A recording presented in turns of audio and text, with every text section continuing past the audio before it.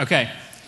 So before we get started, Ben did a great job of talking about the reason for apologetics, what apologetics is. And so now we're really going to get into some of the sciences behind the apologetics.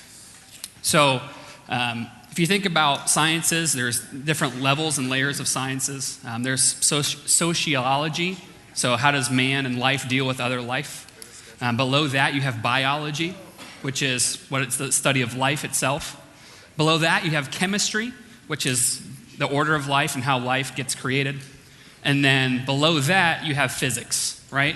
If anybody likes physics, you're awesome because physics is the base science and all other sciences are dumb. Not really, but they are. They're dumb. So today we're going to talk about physics, especially as it pertains to astronomy. And I am well qualified because I'm a big fan of Star Wars and science fiction, so I know what I'm talking about. All right, so one of my favorite quotes is actually the problem with biologists is they think they're scientists, and they're not. So when Dr. Nick is here tomorrow and he starts talking about biology and all that stupid stuff, just stop listening because you know everything you need to know now. Not really, but we're going to get started. Okay, so the cosmological argument is the branch of philosophy dealing with the origin and general structure of the universe with its parts, elements, and laws, especially with such of its characteristics as space, time, causality, and freedom, aka what and how things, specifically the universe, exist. So Chad told me I had 30 minutes to talk about the universe, and I was like, awesome, that's easy. So that's what we're going to try and do. For the sake of time, I'll ask for your cards, but if I'm going too fast and I don't ask, throw them up anyway if they're red. So go ahead and throw up green or red right now. And you're right, you literally cannot see what color these are from up here. I'm just going to pretend they're green. Awesome. Well done, everybody. Smart group. Yeah, when you hold it up, yell what color it is, so that way, because we honestly cannot see. Okay, so the three parts we're going to look at, what is the universe? What is the origin of the universe, or does the universe have an origin? And what's so special about the universe? So what is the universe? It's a lot, it's a big thing. It's all matter and energy and space, whether or not man knows about it or not. So it's all the stars, all the galaxies, all the planets, everything that is on those planets, everything, whether it's matter or energy, consists of the universe. Right, so it's the sum of everything. Everything that is and exists, and that's the universe. So pretty all-encompassing. It's a big topic. So the origin of the universe. The prevailing idea throughout history was that the universe is infinite. It's everything, and it is everything that is in our existence, and our existence always has been. The universe is eternal. It is infinite in size, and it's infinite in time, and it has no beginning, and it will have no end. So that's something that was very prevalent throughout history. We see other accounts of people saying, in the Bible, we see where it says that time and space and the heavens and the earth all had a beginning. Otherwise, it's always been considered that the universe was infinite. In the 1920s, there was a guy named Edwin Hubble. The name Hubble should sound familiar to some people. So in the 1920s, he was doing some observations. And does anybody know what the Doppler effect is? Am I familiar with that? Can anybody explain it for me? Doppler radar. Isn't it like whenever, this might not be right, I did an experiment, like, in my site about this. Like whenever you get, like if there's a car driving down the road and the horn is honking, as it gets closer, it like gets deeper? Or?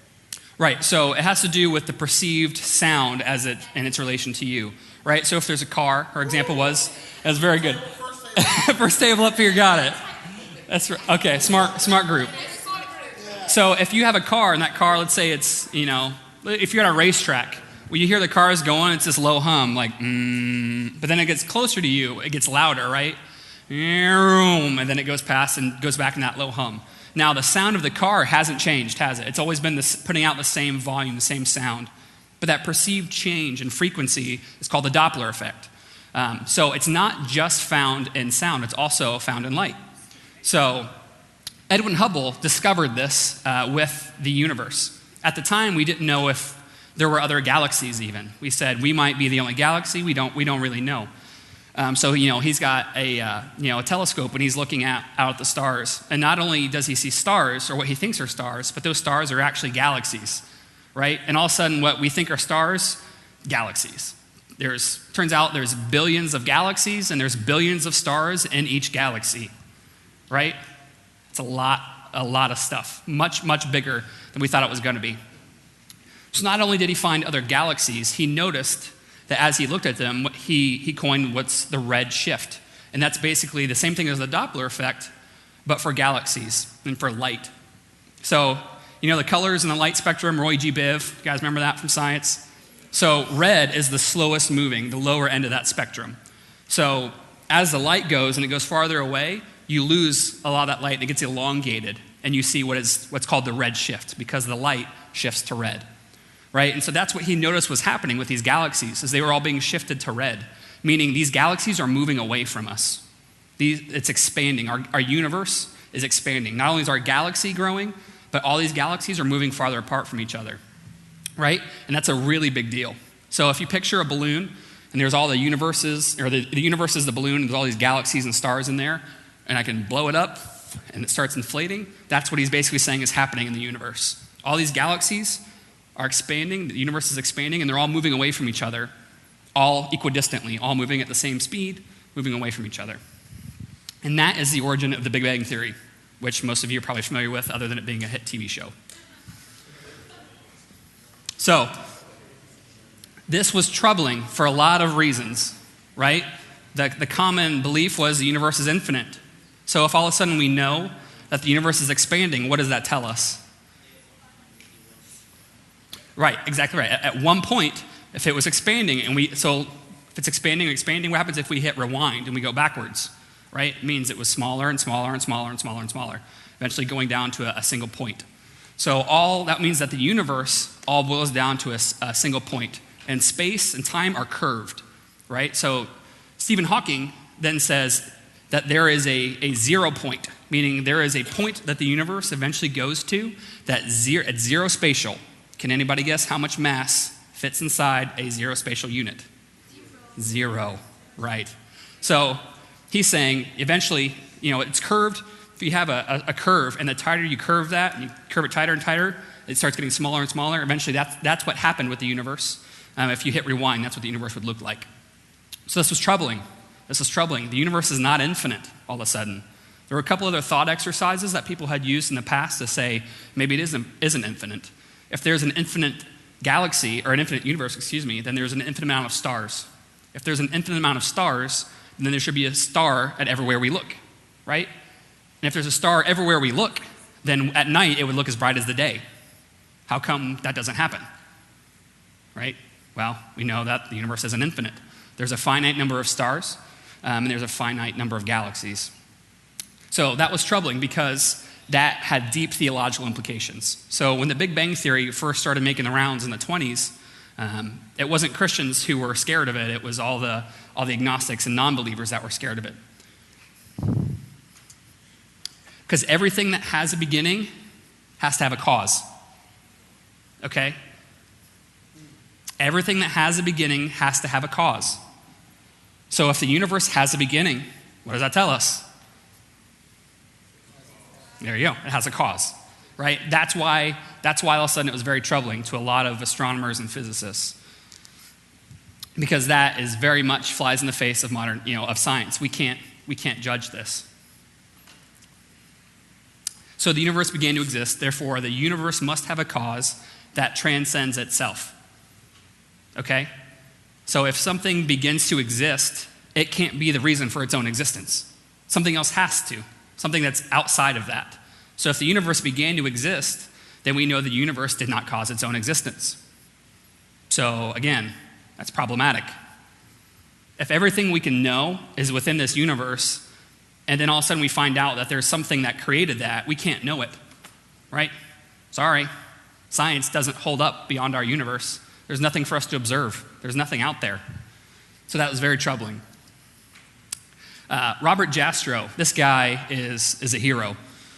He is one of the leading, one of the coolest dudes at NASA. Honestly, he's As you can see here, I don't know if you can read this. He's the first chairman of NASA's Lunar Exploration Committee during the Apollo program. He was the chief of their theoretical division at NASA and became the founding director of NASA's Goddard Institute for Space Studies. This guy was uniquely qualified in the fields of astronomy and cosmology.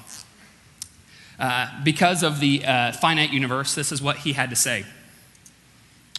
Astronomers now find they have painted themselves in a corner because they have proven by their own methods that the world began abruptly in an act of creation to which you can trace the seeds of every star, every planet, every living thing in this cosmos and on the earth. And they have found that all this happened as a product of forces they cannot hope to discover. That there are what I or anyone would call supernatural forces at work is now, I think, a scientifically proven fact. Bold, right? And I want to point out this guy is not a believer. He's an agnostic. He does not believe, he believes there was a causal fact, a supernatural force, but he does not believe it is God.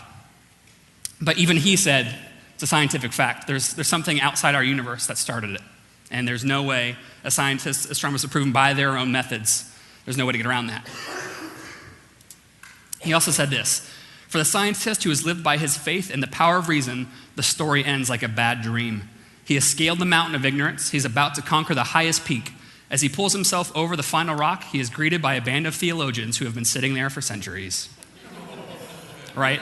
And that's the nightmare. Like, all these people have spent literally thousands of years building on science as they know it. And they're scaling this mountain of ignorance, in their pursuits of knowledge. And they get up there, and there's just a bunch of Christians who are like, hey, what's up? Yeah, we've known this for like 2,000 years. Thanks for joining the party. And again, he was not a believer, but by his admission, it was impossible to believe that there wasn't something supernatural or greater than the natural universe. So there are some alternative theories to the Big Bang. Two of them, the primary two would be the steady state theory and the oscillating universe theory. So the steady state theory holds that the universe is infinite, but it is expanding, but it has a constant density as it expands. Okay, and I'm going to show that that's a little weird. So if the universe is infinite and it's growing, then it's going to be a little bit more infinite, I guess, in 2 minutes from now. But it's always been the same infinite. But the steady state theory maintains that there's a same level of density throughout the universe at all times, right? So that means if, Kyle, you want to hold up a water bottle for me. So if I've got a water bottle, right, and we're this far away and the universe is expanding, all of a sudden to maintain that same level of density, there has to be another water bottle that pops up in between these, right? Or energy has to pop up to maintain that level of density. Does anybody see a problem with that? So the universe is just pop up. Right, so he's basically saying, oh no, this matter is popping up as it expands to maintain that density. Does anybody see a problem with that? So what's the first? Right, you can't create or destroy matter. Right, and still that doesn't explain where it's coming from. And he says, well, neither does the Big Bang Theory. I'm just spreading it out, basically. Instead of one big bang where everything gets created, I'm saying there's a bunch of little ones that get created. Okay, all right, well, so those were, at the time, the two prevailing theories. You had the Big Bang Theory, and you had the steady state theory. What's the steady state one? Sorry? What's the steady state? The steady state is that the universe is expanding, but is maintained and has always been infinite, and that matter will pop up to maintain the same level of density. I haven't talked about oscillating yet. Everybody with me? Green, red? Green. Awesome. Okay, so they said, let's see, what happens when you have two things that both seem to equally explain? If I have two theories to explain something and they both seem to explain it equally well, what do? You try and find more evidence, right? And say, okay, well, both of these seem to explain it equally well. Let's try and find some more evidence. So what they did was they figured out that you have, the Big Bang Theory looks like this. All right? That's your 0 point space and time where everything originates, and then it explodes, and everything goes out. Not in a cone like this, but it expands. Okay? And the steady state theory looks like this. You have all your matter going like this. Steady state says, oh, it's always been infinite, but it's expanding, and then this matter pops up to maintain that same density. Okay, so they say, let's test this. If the Big Bang Theory is true, then that would mean that all matter and energy in the universe existed at one spot in time, right? And if that's true, that's a ton of energy, and that should produce an insane amount of radiation. So if all matter can be traced back to a single point, there should be radiation permeating our entire universe, right? So they figured out, okay, what would that radiation look like? That radiation should be at an energy level of 2.7 degrees above absolute zero, okay? So they say, if all matter came from one single point, radiation. There should be radiation. If all matter doesn't come from a single point, there should be no radiation, right? So they don't know really how to test this. A few years later, there's actually two hobbyist astronomers that built this device, and they're doing some, they're doing it for some astronomy study. And they have this, it's almost like a giant, remember those old lady, like, big megaphone things I hope they hear in the old time cartoons and stuff? It kind of looks like that. I don't know why I just told you that, but it does. So they have one of those, not literally. And then, so they're trying to do the study. They turn it on, and they're just hearing this hum. And they're like, what is that noise? And so they go up there, and they think, maybe there's like birds in it, because it's huge. Like maybe there's some like birds that got up in it. So they go and they look, and it's empty, and they're looking for, well, maybe it's just noise it's picking up from other places, and they can't find any. And they remember, hey, didn't they say that there should be some background radiation from the Big Bang Theory? Right? So they meet with Hubble, and they say, look, we think we found it. We think we found the background radiation. Right? So they figured out what the frequency is, they do the math, and guess what it is? 2.7 degrees above absolute zero. Background radiation has been confirmed. Right? It's actually, when you turn on your TV and you know that's static, same frequency. So the background, like the black and white snow you see on TV, is actually background radiation from the beginning of the universe. Trippy, right? Trippy. Okay, so all of a sudden, they've disproved the steady state theory. Now, the other theory is the oscillating universe theory. So all of a sudden they say, all right, looks like the universe had a beginning point. Now what if, ignoring Occam's razor, as Ben talked about, let's ignore all these simple solutions and try and come up with a lot of stupid things so it makes sense.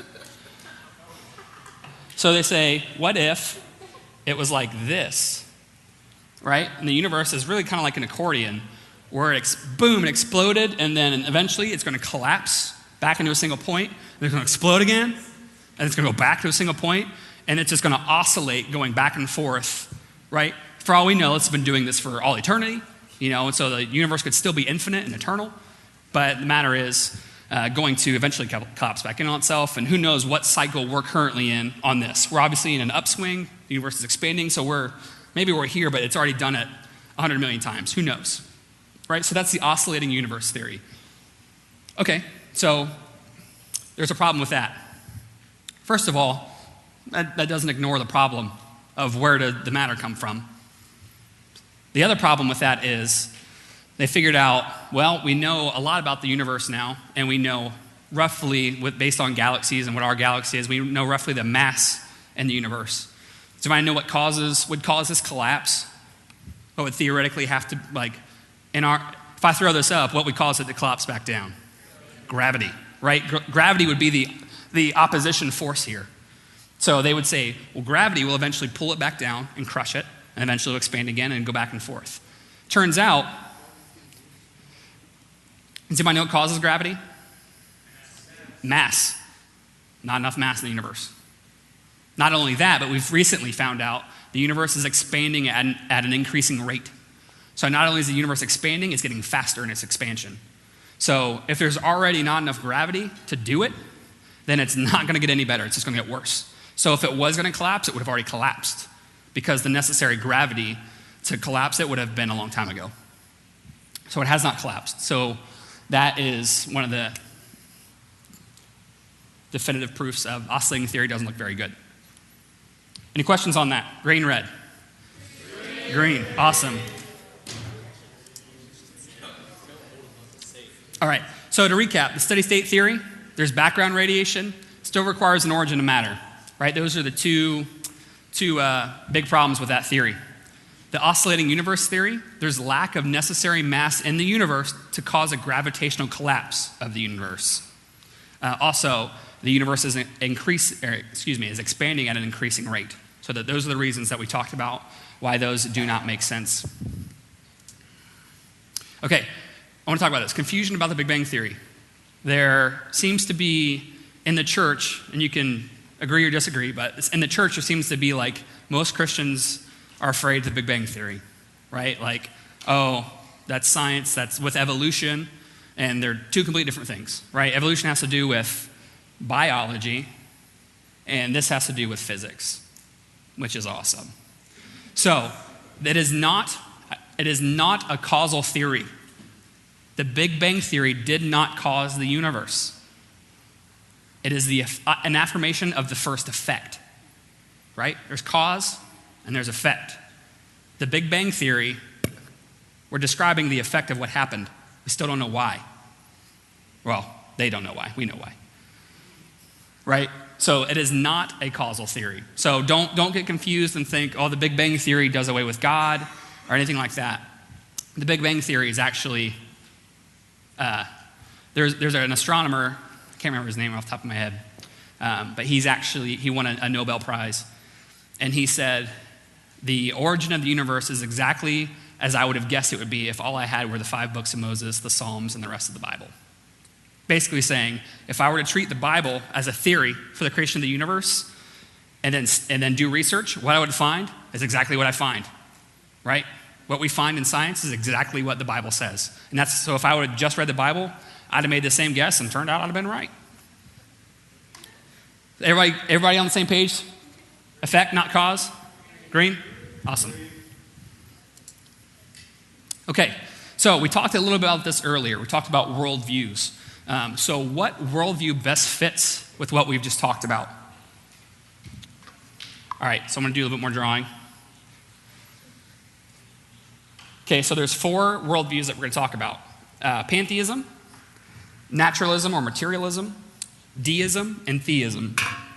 So for pantheism, this is the universe, okay? I'm a terrible artist, so just we're going to have to deal with stick figures and weird-looking trees. And that is an animal.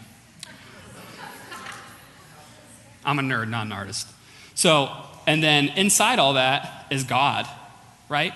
According to pantheism, God is in the matter. God is in the connection between the energy. God is that energy. God is what connects everybody and everything, right? So there's a connection between God and our energy and matter. Now, what's the primary problem with that?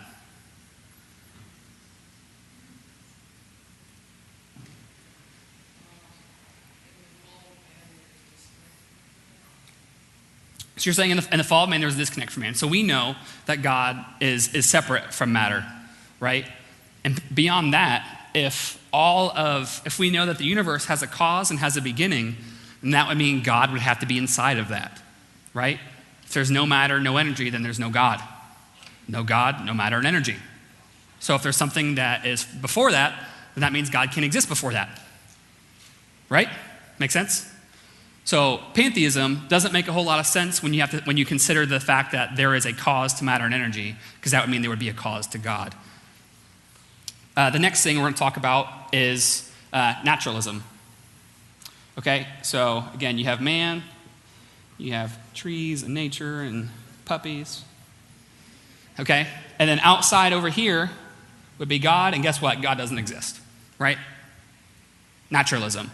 All that we know, everything that there is derived by natural forces or means. Okay? So there is no God. There is nothing outside our universe. And we just talked a couple minutes ago about why that's a problem. That can't explain a cause, right? If there is nothing outside our universe, then what caused it? We know the effect of our universe. We have seen the original effect of the Big Bang Theory. But we don't know what cause. And if you're saying that there's nothing outside the universe, then you're saying there can be no first cause, in which case we wouldn't be here, because there would be nothing to make that first effect happen, which we know did happen. So both of these, not looking very good. All right, the next one is deism. Okay? You have people again, trees, and this time it can be kitties. All right, all of them there. Whiskers. There you go. I'm good, right? Bob Ross up here. All right, so deism says there is a God, there is the universe, and God is outside that universe, but Whatever this God, creator thing did, he was the cause, and then he's done, right? There is no interaction between that God, that cause, and its effect, the universe. So whatever caused it was like, boom, looks good, I'm out, walks away. There is no longer a relationship between that cause and its effect. Okay? And then the next thing would be theism. People, trees, and dinosaurs. That's a porcupine-looking dinosaur. Trogdor the Burninator. All right. So in theism is similar to deism, right? It believes an outside, can you guys see the board all right? There is an outside cause. There is a creator, a supernatural force, something greater than nature that caused the Big Bang Theory, that caused the effect of the universe. However, unlike deism, there is still a connection, right? The creator is still involved with his creation. Okay, so which one of these, or how many of these, match with what we know we've talked about so far? Does pantheism fit? No. Naturalism? Deism? Yes. Deism fits with what we've talked about so far with the universe. It acknowledges a beginning cause, that there was something outside the universe that was supernatural that created it, but it just says that he's no longer involved. But what we know so far, what we've talked about with the creation of the universe, that could theoretically have happened. And then, I'll come back. Theism is a viable worldview so far? Yes. Question. Okay, I thought that you said for deism there was no interaction. That's correct. No, there is no more interaction. After the first cause, to cause our universe, there is no more interaction. So deism would say that God created everything and then was done. So God can no longer hear us, and we can no longer hear God. That there is no connection anymore. Does that make sense? So I'm just confused because why is that one that you chose? Well, we didn't choose it, but we're saying based on what we've discovered, what we've talked about as far as the origin of the universe, it's possible these two fit. And then we'll continue to go into which one of these is more likely. So again, if we have two things that both seem to explain equally well, we try and find more evidence to see which one of those is actually the best explanation. Does that make sense? Yeah. So what you're saying is pretty much like with the definition of the information that we have in the universe so far, right now, deism still fits, but... Correct. With the scope that we've talked about in the few minutes we've been talking, deism would fit, so would theism. So, and we'll talk a little bit more about it, and then all the other things we'll talk about, which one of those is more likely, deistic or theistic. But both of those fit with the origin of the universe as we know it. Does that make sense? Yes. Green? Everybody green? Green. Okay. All right, you guys are awesome. Okay, so deism or theism could technically be our two worldviews that fit with what we know about the creation of the universe. So, what's so special about the universe? According to these two worldviews, with deism, we should not be able to find God, correct? Because he should be long gone by now. We should not be able to find that creator. According to theism, we should, right? He's still involved. We should see evidence of a supernatural force. We should see this. So let's look at, could the universe have been created by an outside force, any outside force? Could it have just been anything that caused it? Or is there evidence for an intelligent creator? Okay, the cosmological constant. Remember when I talked about how the universe is expanding? I blew up the balloon, the imaginary balloon, and it's getting bigger? Everybody remember that? Okay, that rate of expansion, how fast that balloon is being blown up, is called the cosmological constant. All right? So that is the expansion rate of the universe. Now, we're going to talk about why the particular cosmological constant as we know it, the speed, is important. Okay? So if the cosmological constant were off, let's say the balloon's blowing up too fast, All of a sudden, it's getting way too big. The problem is matter cannot form, right? Objects cannot form. Matter is going so fast that it cannot connect with others to form stars, planets, anything else that would be necessary for life. Okay? And if they're going too slow, remember what we talked about for we don't have it up here, the oscillating theory, how it would crunch down? Remember how we said gravity is the explanation for if it were be able to crunch? If that expansion rate were too slow, all that matter would cause it to crunch, right? So that's called the big crunch. So the cosmological constant is, the just right as we know it. Okay, so there are a lot of different things the cosmological constant could be, right? It could be all these different speeds at which it's expanding. And as we said earlier, we now know that it's expanding at an increasing rate. It's getting faster and faster. Okay? Does anybody want to take a guess at what the odds are of that value being right? I'll draw it because it's kind of a big number. 1 in 4. You nailed it. You nailed it, buddy. No. Okay. Hey, what's going on? If you were a cosmological constant, would you eat yourself? Okay. It is 1 to 100 with this many zeros. Probably. No. I do have to count, though, which I have lost count. And I'm hoping I have the right number. 1, 2, 3, 4, 5, 6. Okay, there's 17 of these. 17 zeros. I'm just going to go ... What's that? So the actual value is 1 in 100 million billion. Okay, it's a lot of zeros. Which is why I'm not going to draw them all. But it's a 1 in 100 followed by 17 sets of 3 zeros. It's a big number. Okay? And that is one of what we call an anthropic dial. Is anybody familiar with the term anthropic? Having to do with man? Am I losing you guys? Is that number too big? Green? Red? Greens. Okay. So that is an anthropic dial. Actually, I can go to the next one. That's how many zeros? It's a lot.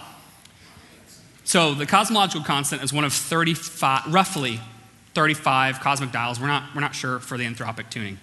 So that an anthropic dial means that setting that's necessary for life as we know it to exist, right? So if that value were different, then there could be no life as we know it. So there are 35 of those values that are necessary for life to exist in our universe, okay? So we've just looked at the odds of just one of those being correct by chance, and there are 35 of them. And I don't feel like doing the math. It's a lot of chance. Okay, so the theory is, okay, let's say that you walk into, say you go to the moon, right? Newt Gingrich style. You go to the moon, and you're hanging out there, and you go into a room, and there's this setting with 35 dials, all right? And there's that many settings on each dial. And turns out if you turn any dial, everything blows up, right? The universe ceases to exist. Life no longer can exist. Okay? If the universe looks like it's been finely tuned, what is by Occam's razor, the simplest solution, what is the most likely outcome? What was the most likely cause of that fine-tuning? Somebody fine-tuned it, right? Somebody set that up when they created the universe, said, okay, settings should be this, and hit go, boom, created it, right? That is the most likely explanation. But obviously scientists say there are other explanations. How are we doing on time, Chad? All right, we got. I'll try and be brief. I didn't get any of that.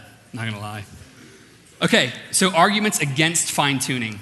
As Ben and Chad talked about during the Q&A, it's always a give and take. It's always a back and forth with science.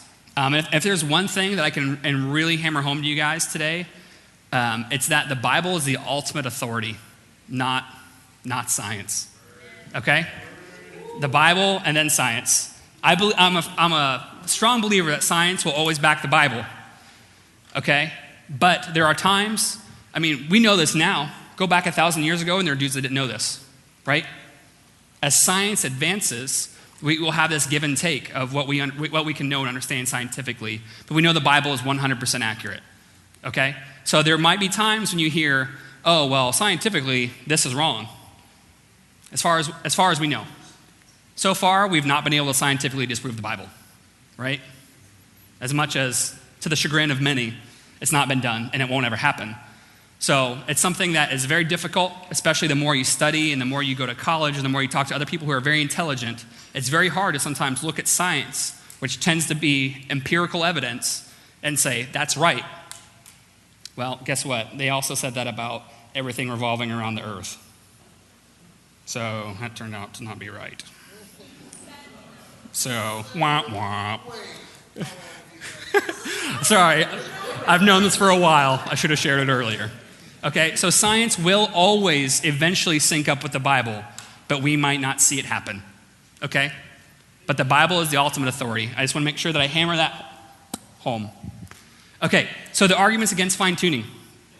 There's an argument called the weak anthropic principle. And it's weak because it's stupid.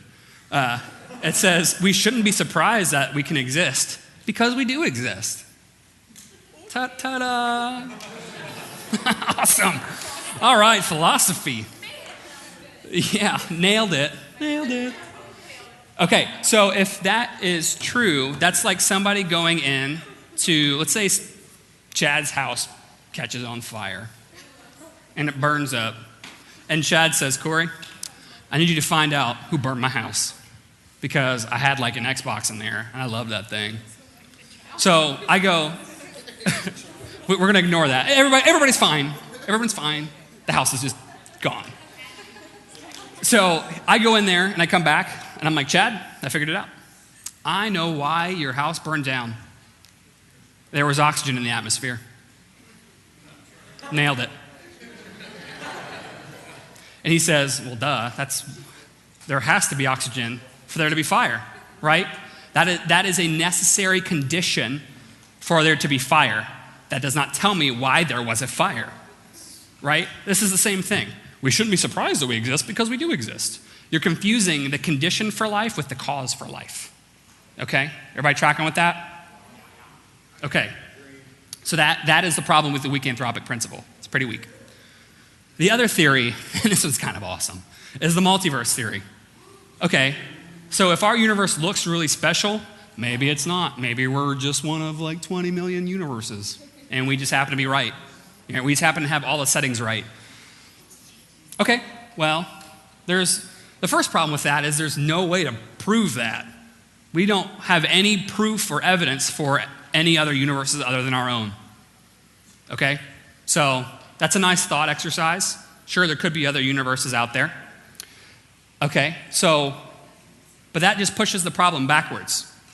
If there's something that creates other universes and we're one of the universes that created, then what created that thing that creates the universes? Right? That's like saying, oh, this machine you have is pretty cool, but it's all right, there's a machine that makes those, so it's not that special. And you're like, oh, cool, so who made that big machine? Right? So the machine that makes the smaller machine is more complex than the little machine it makes, right? It gets simpler. This machine is more complex to make something smaller and less simple. So the universe making machine would have to be more complicated than the universe is, right? So you're just making it harder on yourself. So stop. So that's the multiverse theory. We're just one of many, maybe an infinite number of universes. You know, so I don't know what this machine looks like that makes universes, but I imagine it looks pretty cool. And that view doesn't prove or disprove anything. Correct. It's a thought exercise. It's how they try and get rid of us being lucky, right? Oh, well, we're not lucky. There's an infinite amount of universes. So by the properties of infinity, then at least one of them has to be right, and we just happen to be in that one, right? That's what... Yeah. So, so that's the multiverse theory. That's the problem with that. I think that's my last slide. I think that's it. Question? Okay, so if we think that all things were created from like the Big Bang, or I'll stick with the beginning for Okay. And they were saying that from the Big Bang there was just a bunch of matter and things, but matter can't be created or destroyed. But they think that, or I'm kind of confused.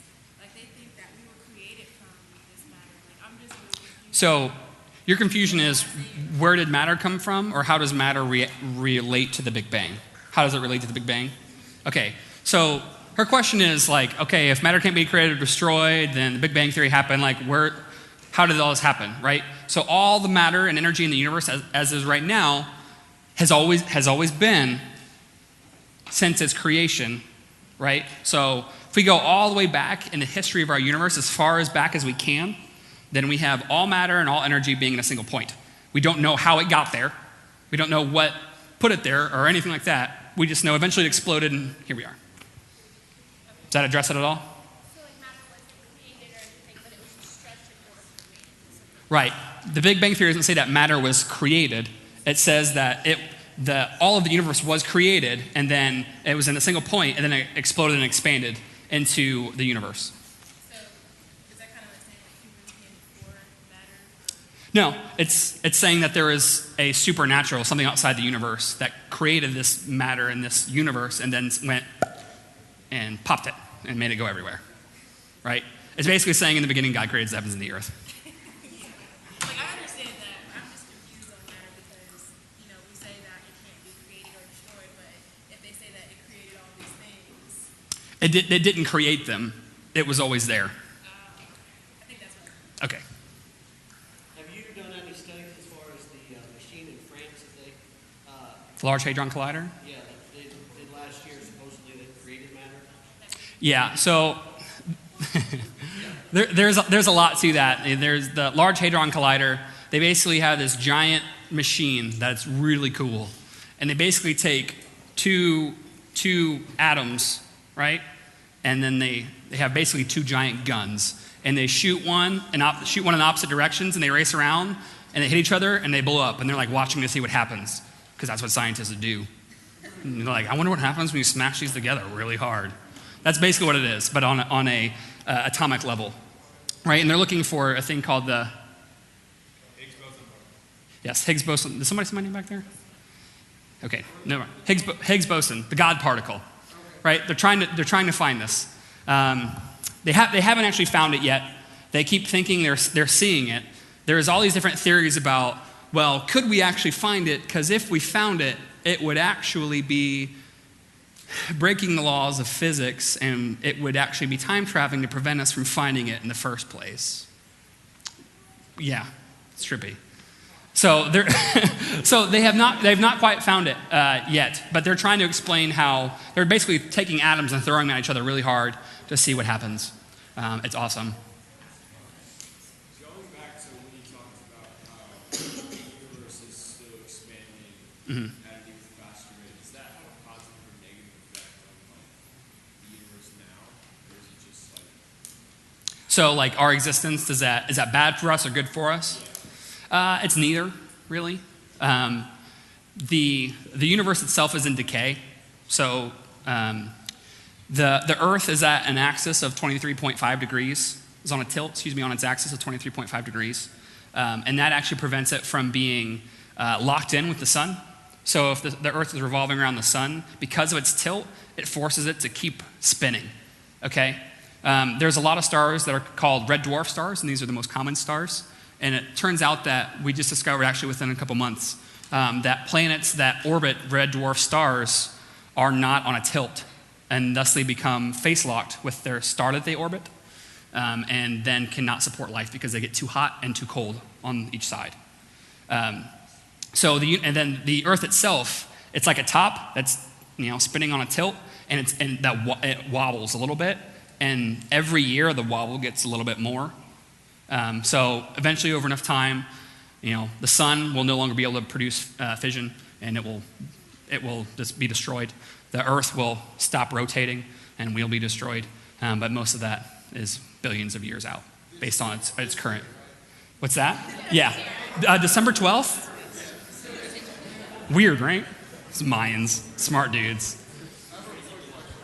Yeah. So, we say that matter cannot be created or destroyed, right? Uh huh.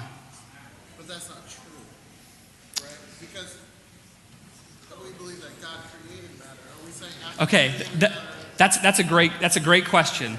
All right, so Kyle just asked if matter cannot be created or destroyed. As Christians, do we say that's not true because God created matter? Right? Good question. That's like, God created, can he make a rock that's too big for him to move? So the thing on that, it's not a theory. So God transcends the universe. Okay? There was like a whole, I had to cut this thing in like half because of something I was going to talk about along those lines. God transcends the universe. So he is not bound by the universe. So matter cannot be created or destroyed within our universe. If he's outside of our universe, he can theoretically do whatever he wants. So he can continue to create matter, but we here in Earth Correct. cannot. By the laws of physics, those that are bound to the laws of physics cannot create matter or destroy it.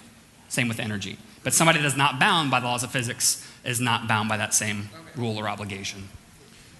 We'll take one more question. Saw a hand. Back? Yep. Oh. You're in like a black zone. I can't even see you. Uh-huh.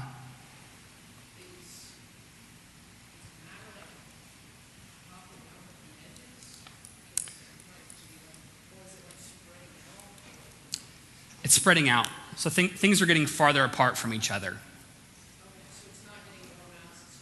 Correct. The solid state theory we talked about would basically say just that. We have to have new matter to maintain density, right? But in our universe does not contain equal density as it expands. Okay, so there is no new matter or energy being created in the expansion of the universe. It's getting less dense as it grows. There's, more space in between each object. Does that make sense? Okay, everybody green cards? Throw them up. All right, ladies and gentlemen, give Corey a hand.